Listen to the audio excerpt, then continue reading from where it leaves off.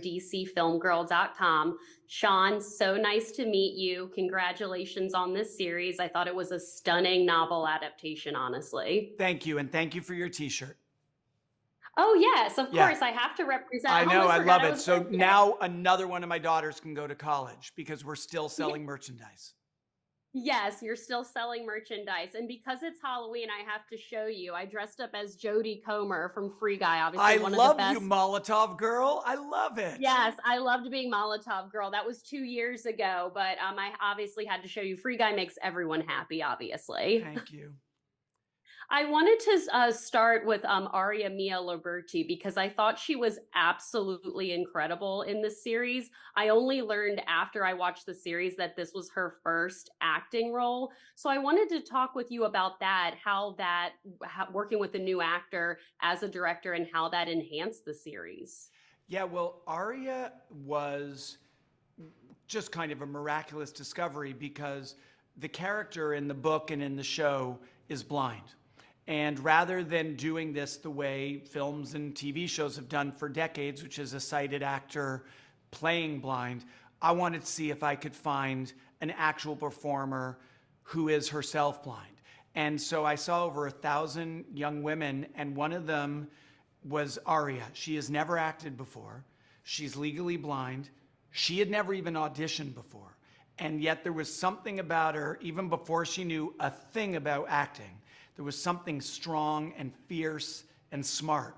And so I cast her, and it turned out that it gave the whole show a level of authenticity because the performer has lived an experience that is very similar to the character, and an experience that me and all of us in the sighted world can approximate but can't really understand like the real thing.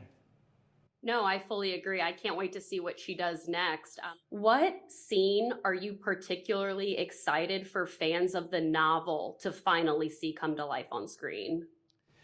Can I say two, and I'll be quick? One of them is there's a scene right out of the book where Daniel, played by Mark Ruffalo, is teaching his young daughter, Marie, who is blind and about 8 years old, how to navigate the city of Paris using a wooden model that he's built painstakingly, house by house, of the city. That scene was so moving to me on the page, and it's still moving to me on the screen. The other one, I suppose, is how you've got these two people who are almost headed towards an intersection of destiny, and they don't spend a lot of time together when they finally meet, but they share a can of peaches towards the ending of the war. And it's this intimate, lovely moment that only lasts a small time, but which will be remembered for a lifetime. And it was a thrill to bring those two moments to life, among others.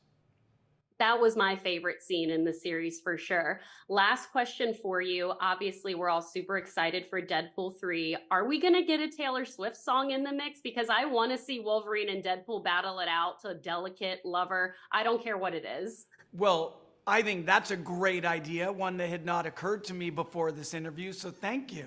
If it ends up happening, you know it's thanks to you. Oh, I'm so looking forward to it even more now. Shawn, they're wrapping me again. Congratulations to you. It was so wonderful to chat. Huge fan of Shadow and Bone as well, one of my other favorite Netflix series. Thank you so much. Thank you, Shawn. Happy Halloween. You too. Steven, so nice to chat with you. Huge fan of your work, particularly Allied and Spencer. I adore those two films, and congratulations to you on this series. I think it was a gorgeous novel adaptation. Thank you. Yes, you're welcome. You know, we see the story unfold and go back and forth just like the novel. So I was curious for you, when you were adapting it, what the trickiest part was in adapting the series, especially with the back and forth timelines, and also what was the most rewarding part of adapting this fantastic novel? You're absolutely right to identify the time jumps are a challenge, because on screen it's more difficult than it is in a novel. So it's finding ways to make sure that all of those plates were still spinning and that the audience go with it. The most rewarding thing is that you inherit these fantastic characters, and before the adaptation you have to get to know them so well that when I'm writing it, I could set the characters free so that they could do things, and I could be confident that that is what that character would say. That's how they would react in this new situation. And the fact that the story has so much relevance and meaning to just humanity, the light in the dark, but especially and particularly now when so many things are going on, and war is a topical thing, sadly, again. So yeah, I mean, it's the fact that the story has grown into the world in a way that it's become more of a relevant piece than a period piece. No, I definitely agree on that, especially the timeliness of it all as well. Well, in the story, Werner's escape is listening to the radio. He loves to listen to Marie. And a few weeks ago, I actually just watched Peaky Blinders for the very first time ever, and that became a great escape for me with everything that was going on in my life. And I'm curious for you, do you have a particular favorite film or series or novel, or what do you like to do in order to escape?